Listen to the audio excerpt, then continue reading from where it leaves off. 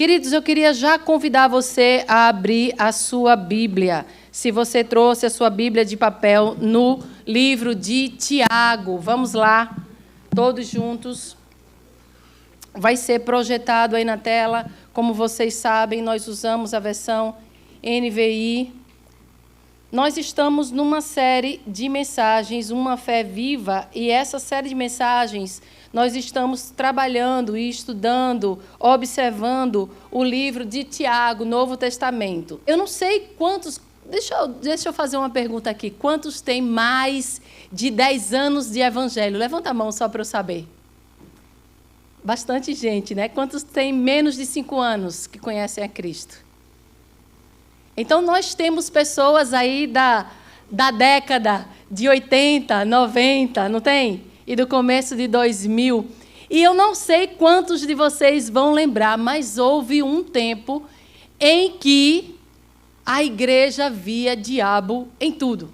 O nosso problema agora é o contrário, que a gente não vê diabo mais em nada. Ninguém expulsa um demônio, não sei se os demônios estão convivendo harmonicamente com o povo. Não sei o que está acontecendo exatamente. Mas nessa época, nos anos 80, 90, eu me converti nos anos 90, e no comecinho de 2000 nós víamos diabo em tudo. Eu, quando me converti, era fã de Madonna. Então, obviamente, eu peguei toda a minha coleção de CD e toquei fogo em tudo, com muito orgulho. Foi uma santa inquisição. Destruí tudo. Não só isso, mas eu me converti na mesma época em que minha filha, a Gabi, tinha 7 meses. Então, existia aquela preocupação com os brinquedos também, que ela iria brincar. E teve até uma época em que diziam que tinha algumas mensagens subliminares também nos brinquedos. E a Gabi, ela não dormia à noite, ela acordava o tempo inteiro. Então, eu ficava ali caçando qual era o brinquedo que tinha o demônio dentro, para poder tirar aquele brinquedo. E chamei um pastor na época o pastor Júlio era meu pastor, fazer uma oração forte lá naquele quarto e cacei lá um pinto que tinha assim desse tamanho, sabe, do piu-piu, do frajola. Eu falei assim, eu acho que é esse danado que está acordando essa menina de noite. Não é possível, não. Tem que ter alguma coisa, tem que ter um demônio nesse quarto. Que não é possível um negócio desse. Mas tem um que ficou muito famoso, que eu vou apresentar aí na tela para vocês, foi o Fofão. Quem lembra do Fofão? Coloca aí o Fofão para o pessoal. Olha a velharia. Ó, a velharia.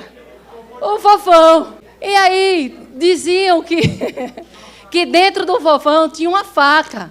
E essa faca era um pacto com o inimigo, que foi de cabeça de Fofão arrancada. Não está no gibi. O problema, sabe o que é? Que o Fofão era cabeçudo, aí tinha que ter uma estrutura, né?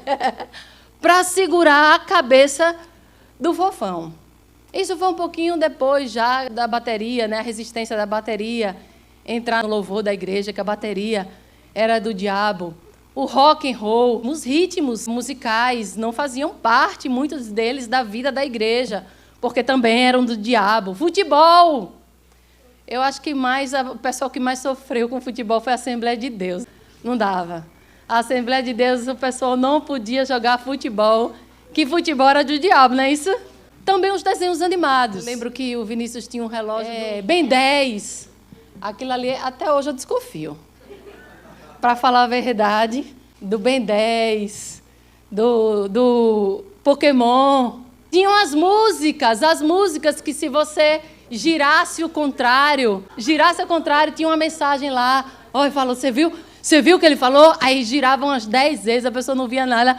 Mas depois de tanto, a pessoa fala, eu vi. Queima. A tal da Xuxa sofreu, não foi? Também, até hoje eu também desconfio da Xuxa. Eu só vim abrir uma concessão lá em casa para a Xuxa, quando a minha filha mais nova, a Carol, não gostava de comer. E eu percebi que se eu colocasse aquelas 5 patinhos foram pá... Aí ela abria a boca e comia. Aí eu disse, não, Jesus, é por uma boa causa.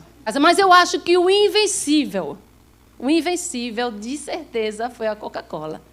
Esse é o símbolo da Coca-Cola, mostrado ao contrário. Esse é o símbolo.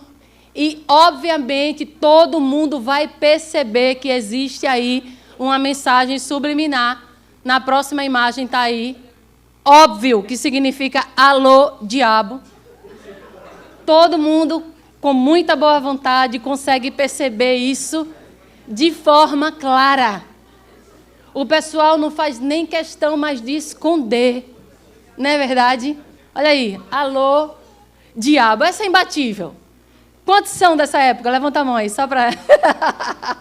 Quantos são dessa época? Queridos, alguns de nós podem achar isso exagero. Alguns de nós podem dizer que essa interpretação ela é absurda. Algumas coisas nós podemos concordar. A verdade é que, entre os que concordam e entre os que não concordam, nós precisamos dar a mão à palmatória e entender que, de fato, há uma preocupação legítima. A preocupação era que os crentes sofressem uma influência do mal e que essa influência do mal atingisse a sua vida espiritual e, com isso, ele se desviasse dos caminhos do Senhor. Somos pessoas influenciáveis. Nos influenciamos pelo que vemos, pelo que ouvimos, pelo ambiente em que nós escolhemos frequentar. Somos influenciados pelas pessoas que nós convivemos. A própria Bíblia vai dizer que nós sofremos uma influência do mal, de Satanás, do nosso inimigo. As duas figuras principais do Novo Testamento, os dois apóstolos, tanto Pedro como Paulo, falam sobre a influência do mal. 1 Pedro 5, dos versos 8 e 9, vai dizer assim: estejam alertas e vigiem. O diabo, o inimigo de vocês, anda ao redor como leão, rugindo e procurando a quem possa devorar.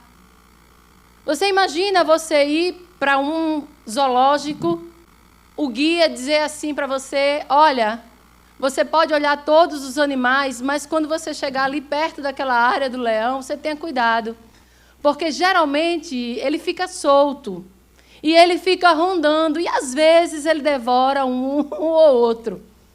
Mas você pode continuar tranquilo, fazendo a sua visita, sem preocupação nenhuma, porque é só de vez em quando que isso acontece. Obviamente, você não estaria tranquilo, você estaria atento, você estaria alerta, ou talvez você nem visitasse. Essa é a verdade.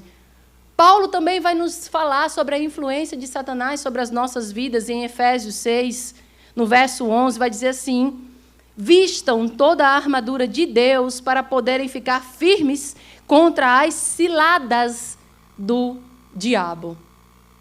O diabo, ele coloca ciladas na nossa vida. Ele trabalha através de estratégias, através de armadilhas. Como não podemos ignorar o fato de que nós somos influenciados, não só por Satanás, mas também somos influenciados pelo mundo e pelas suas ideologias. Somos pessoas influenciáveis. É só você ver uma imagem como essa, coloca a próxima imagem, para você perceber o quanto você é influenciado. Olha o poder de influência que isso causa na nossa vida. Dizer que essa promoção acaba em apenas 2 horas. Dizer que 98% desse produto é recomendado e colocar a foto de uma influência consumindo aquele produto. Eu não sei se vocês já perceberam que a Amazon, quando você faz uma compra ou coloca uma compra no carrinho, ela vai mostrar embaixo, geralmente as pessoas, quando compram isso, elas também compram isso e isso. E você faz: rapaz, eu nunca tinha nem pensado nisso, é mesmo, estou precisando desse cabo. E aí você ia comprar só uma coisa, mas aí ela te sugere outras coisas para você comprar. E você acha que você precisa. Isso é o famoso consumismo. Existe uma pesquisa de neuromarketing que trabalha de forma assertiva para tentar entender o que causa desejo em nós. E assim lança o produto para você poder comprar. É assim que funciona o mercado, é assim que funciona o marketing. Geralmente, o marketing ele usa 2 estratégias. A primeira delas é escassez. Está acabando, só tem 2 unidades. Corra! Você precisa comprar isso rápido. E a segunda é prova social. Por isso que tem os reviews. Por isso que é bom para uma empresa quando ela recebe um review, como é em português isso? Uma avaliação, já ia dizer revisão. Uma avaliação positiva. Porque pessoas observam e elas dizem, tá testado o produto, eu também vou comprar. Queridos, eles fazem isso muito bem. Eu quero que você veja essa imagem e diga, não dá uma palpitaçãozinha assim no seu coração? Hã? Esse sorriso que colocaram aí, ó, é o sorriso que fica estampado no nosso rosto, quando a gente recebe uma carta. Quantos de vocês têm abstinência quando não chega nada? Hã? E abstinência. Quando chega aquela caixa que você não lembra o que comprou e você parece que recebeu um presente. E agora a caixa ela vem com fita azul assim. É só o Prime aqui, é assim? Eu pago o Prime para vir mais rápido. Não é isso? Quando você esquece até que você pagou por aquilo. Aquilo traz uma alegria no seu coração. Olha como eles são bons nisso. Não é verdade? Eles são maravilhosos em influenciar a nossa vida. A gente apertar o botão da compra. A gente clicar ali e dizer assim, eu também quero, eu também preciso disso. Eles fazem isso daí, ó, de maneira proposital. E eles dizem que tudo que você precisa, de A a Z, eles têm. Eu mesmo sei que tem. Eu já comprei de um tudo ali. Mas eles fazem isso muito bem. Isso deixa muito claro para nós, queridos, que circunstâncias, ambientes, pessoas, marketing, eles podem exercer influência sobre a nossa vida. O inimigo das nossas almas exerce influência sobre a nossa vida. E essa influência que eles apresentam para nós pode ser ou não uma oportunidade para nós pecarmos. Que nós precisamos realmente ficar de olho não é sobre a influência que está ao nosso redor. É claro que nós precisamos, e a Bíblia nos aconselha isso, mas antes de tudo, a influência, de fato, gera uma ação dentro de nós quando ela encontra um desejo.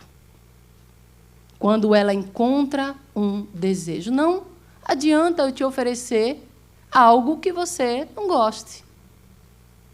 Não adianta eu tentar influenciar você para algo que não faz parte da sua fonte de desejo. E cada um de nós tem a inclinação para alguma coisa. Aquilo que faz encher os meus olhos de desejo não é o mesmo que faz encher os seus olhos de desejo. Nós recebemos a influência de maneira diferente uns dos outros. Por isso, aquilo que é tentação na minha vida, não é tentação na sua vida. Aquilo que pode me levar num caminho de pecado, não é a mesma coisa que pode te levar ao caminho do pecado. A influência vem para todos, mas o que é que essa influência vai encontrar em nós?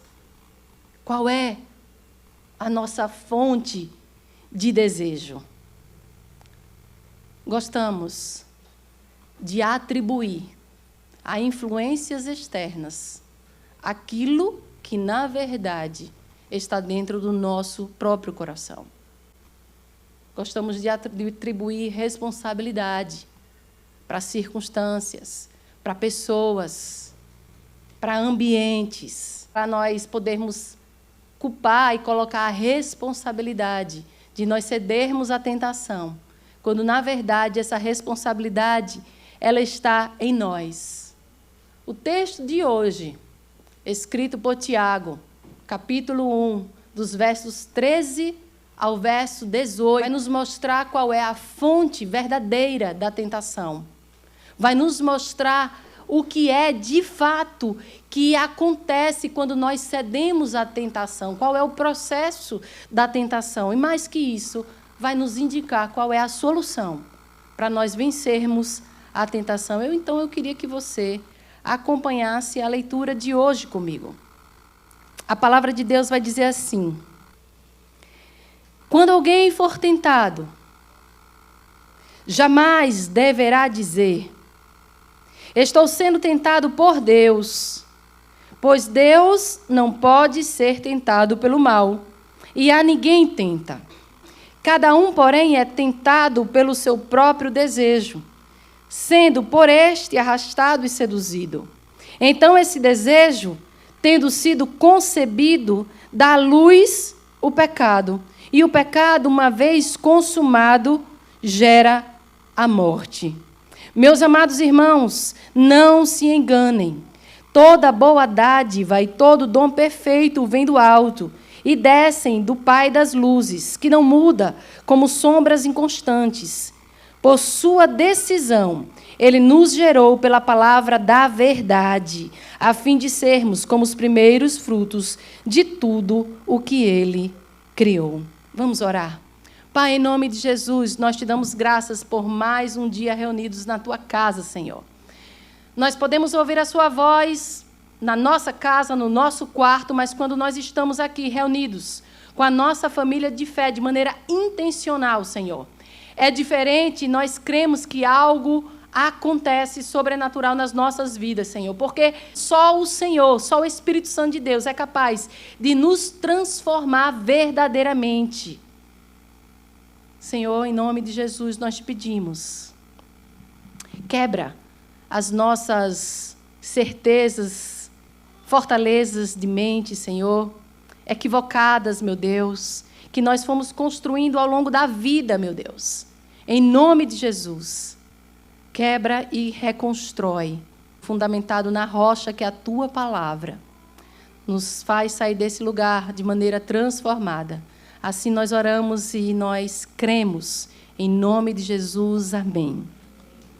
Queridos, nós vimos os primeiros versos, do verso 1 até o verso 12.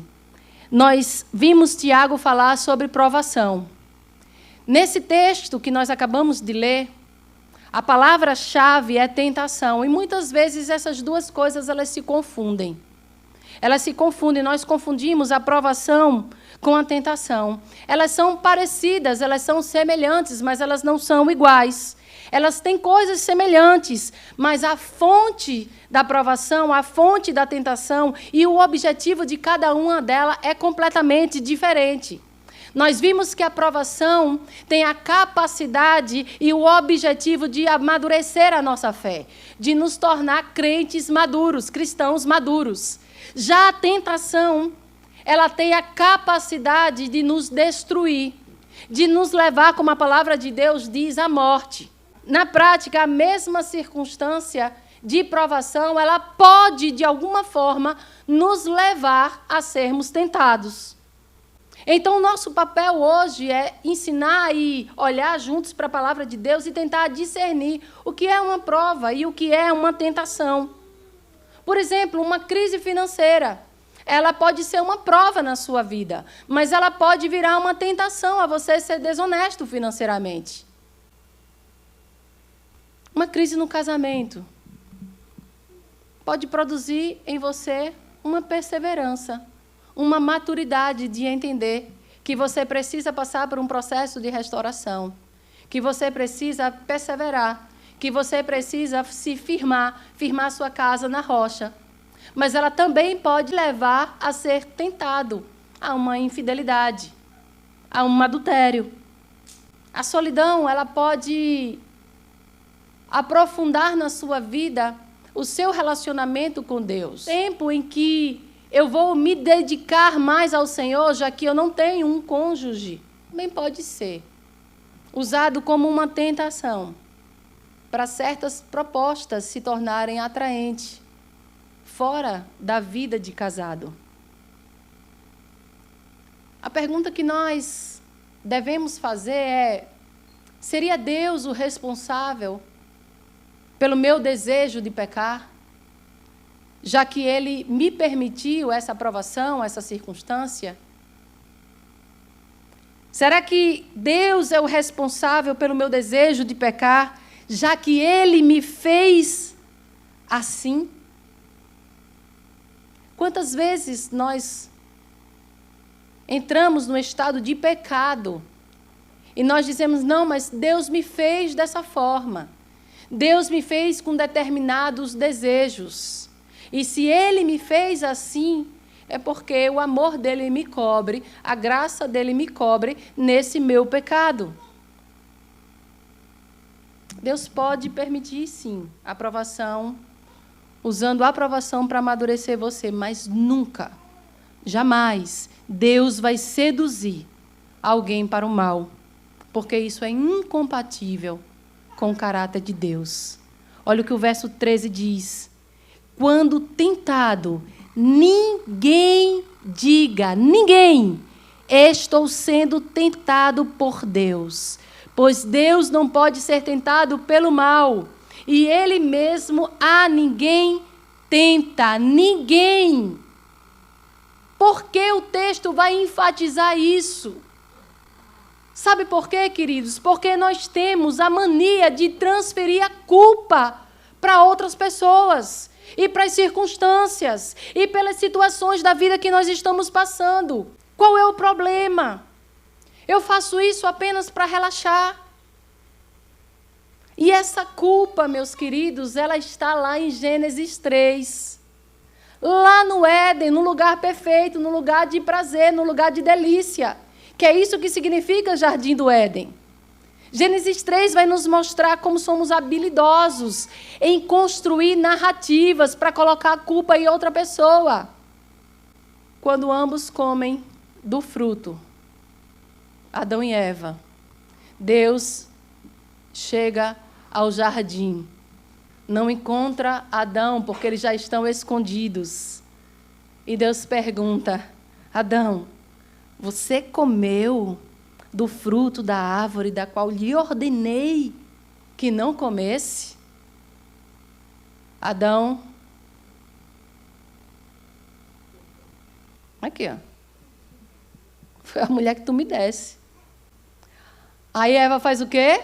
Ó, aqui, ó, foi a serpente que você colocou essa maldita aqui nesse jardim. Foi ela. Hoje nós damos a mesma desculpa, só que de uma forma diferente. Você é alguém completamente descontrolado, explosivo, sem domínio próprio.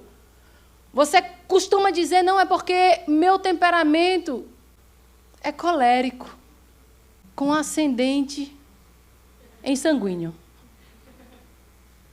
Eu fiz um estudo de temperamento e eu sou desse jeito, Deus me fez dessa forma. Ou então você diz: você não sabe o que eu tenho passado nesse casamento. Essa mulher é um inferno de vida. Ou você diz: olha, eu estava fragilizado. Mas você vive fragilizado. O nosso passado, é certo que ele influencia as nossas decisões. É certo que as nossas faltas, as nossas carências são importantes, as nossas circunstâncias nos deixam vulneráveis, mas nada disso elimina a nossa responsabilidade de vencer a tentação. E eu queria ver com vocês uma estratégia para vencer a tentação. O texto vai nos mostrar 3 verdades que eu gostaria que você acompanhasse. A primeira delas: nós precisamos reconhecer onde somos vulneráveis. Reconhecer onde somos vulneráveis. Verso 14. Cada um de nós, cada um, porém, é tentado quando atraído e seduzido por sua própria cobiça. pelo seu próprio desejo. Será que diante dessa palavra não é hora de nós, com sinceridade, fazermos um diagnóstico da nossa própria vida? Quais são os meus pontos fracos? Em que área eu sou mais vulnerável? Você já fez isso? Você já tem consciência de quais são os seus desejos, as suas carências, as circunstâncias que têm o poder de se tornarem iscas atraentes para você? Todo mundo tem um ponto fraco. Todo mundo tem. E a forma mais fácil de você cair em tentação é você não reconhecer a sua vulnerabilidade. Você dizer, eu sou forte, eu posso, eu consigo resistir. Você mesmo se coloca em situações subestimando a força da tentação. Você se coloca em situações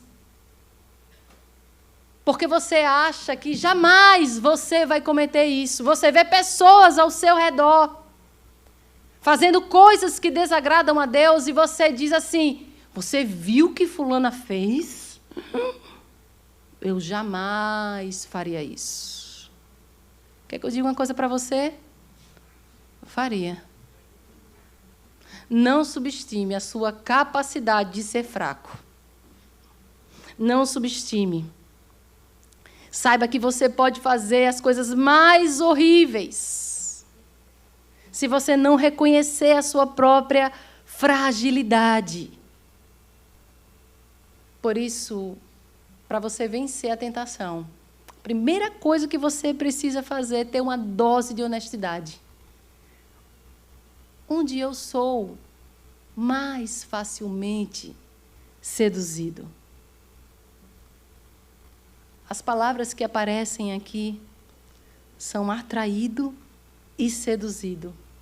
As duas palavras, elas carregam a ideia de ser fisgado por um anzol, com uma isca. Qual isca que pega você? Lembre-se que um pescador, quando ele vai pescar determinado peixe, ele escolhe bem a isca. A depender do peixe que você quer pegar, você lança a isca certa. E para nós é importante, nessa analogia, saber qual é a isca que nos pegaria. Qual é a nossa fragilidade? Por exemplo, eu não sei, esse mês agora foi o mês do meu aniversário. E quando você faz aniversário, você recebe um cartãozinho das lojas, dando um desconto, porque é o nosso aniversário. Eles dão um desconto para que a gente possa lá comprar. Então, a partir de $100, a partir de $150, você recebe um baita desconto. Para mim, essa isca, ela não me pega. Por quê? Porque eu penso assim, mas se eu ficar em casa? Se eu ficar em casa, eu vou ter um desconto de 100%. Então, eu não sei se essa isca pega você. Mas talvez para você isso não seja a isca, só seja a loja da Shopee, da Temu. A Temu, eu não sei. Se você compra na Temu, eu digo, você é uma pessoa extremamente perseverante. Daquilo que você roda, todas aquelas roletas, a pessoa perde até a vontade de comprar. Eu não sei nem como é que compra aquilo, minha gente. Não quero, não. É uma coisa que leva para outra, que leva para outra. Você vê uma bicicleta ergométrica de $12. Aí eu fui indo. Aí tinha que comprar um negócio, tinha que comprar outro negócio. Eu digo, oxi, eu estou comprando até o que eu não quero aqui para pegar essa...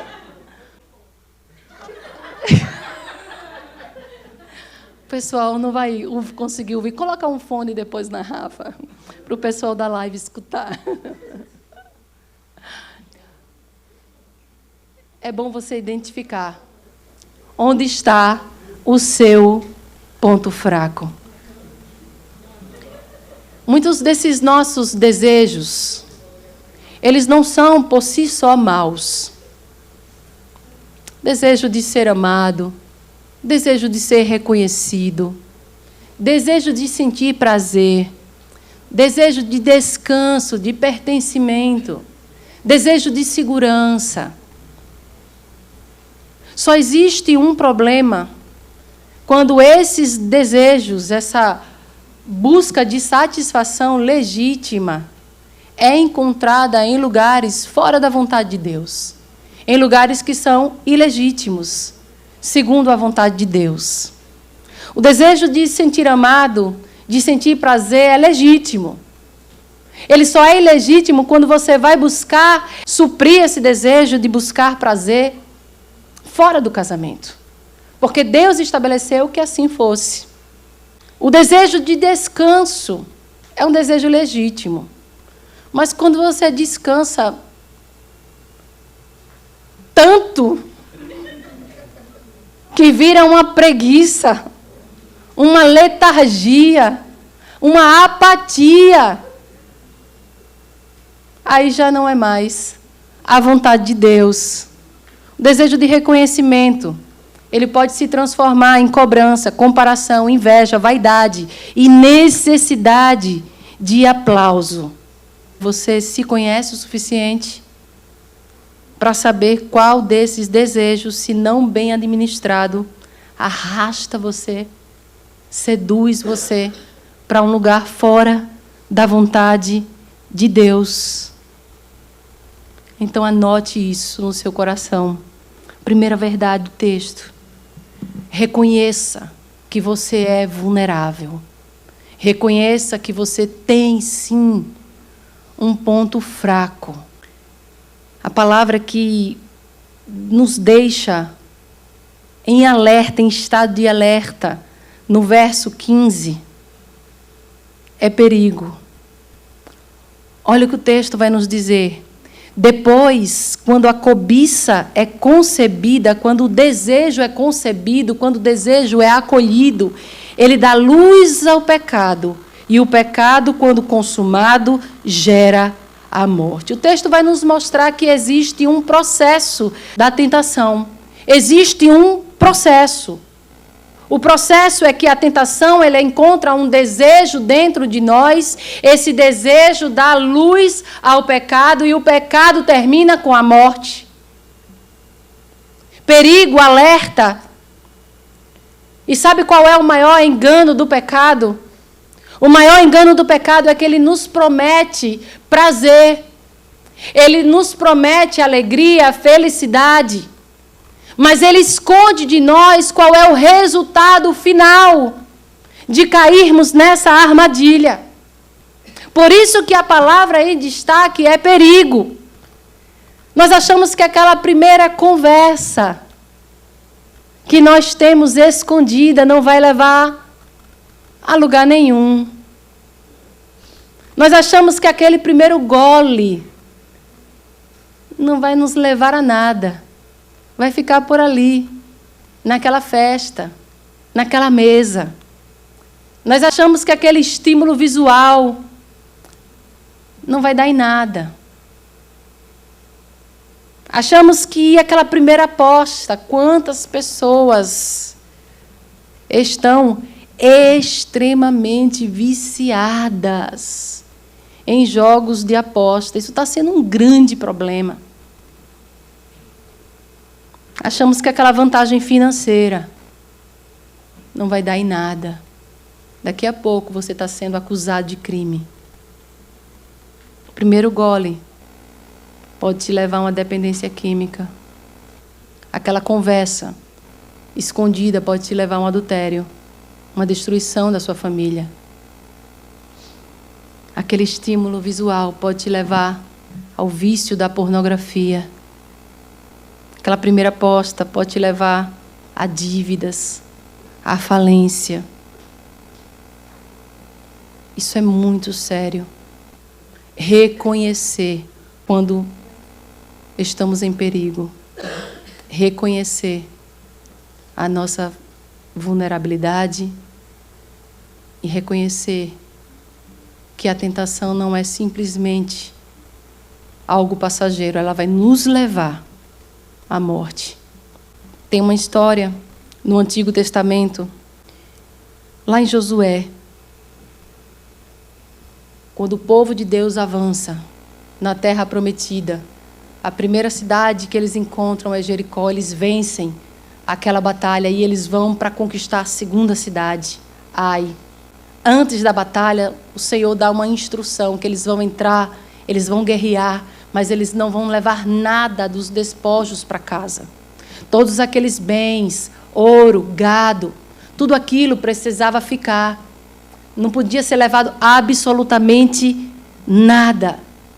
Existia um homem naquele meio que ouve essa palavra e desobedece a Deus. Acã era o nome dele.